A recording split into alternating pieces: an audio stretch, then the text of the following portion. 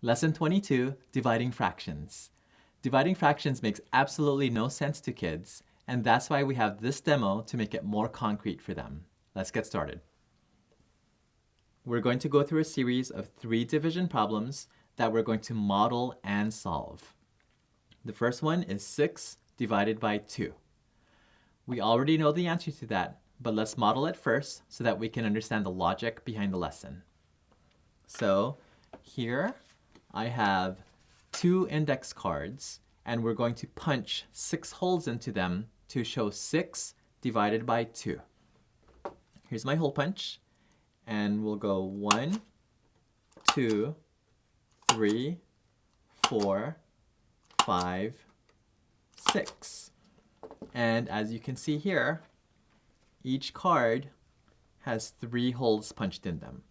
So 6 divided by 2 equals 3. Simple enough? Let's go to the next one. Here we have 6 divided by 3.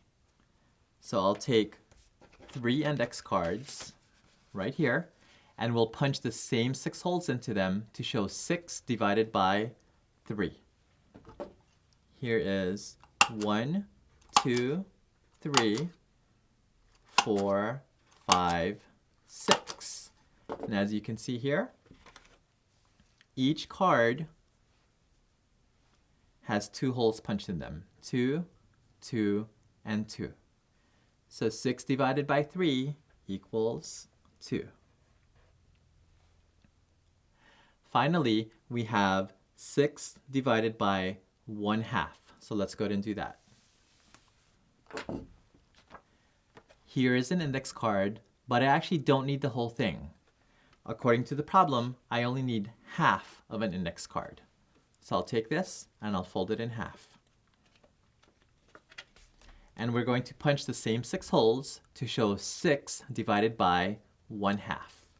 Here we go. Here's 1, 2, 3, 4, 5, 6.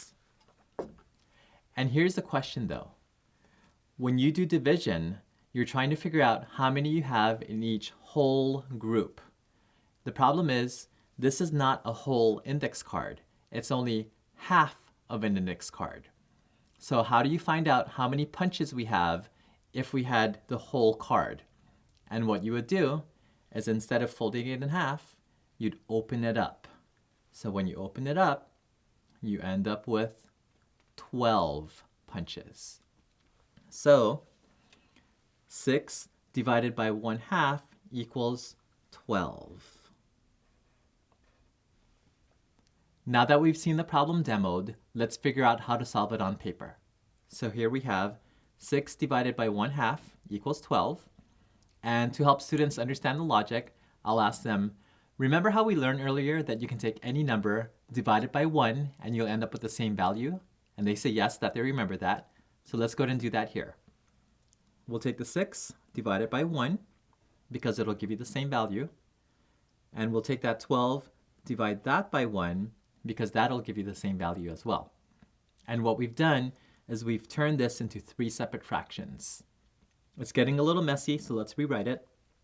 Here we have 6 over 1 divided by 1/2 equals 12 over 1. And now I have students tell me where these numbers are coming from. So where did this 12 come from? And they realize, oh, you can do 6 times 2, and that'll give you 12.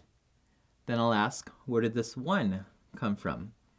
And they'll say, you can take this 1, multiply it by the 1 here, and that'll give you 1.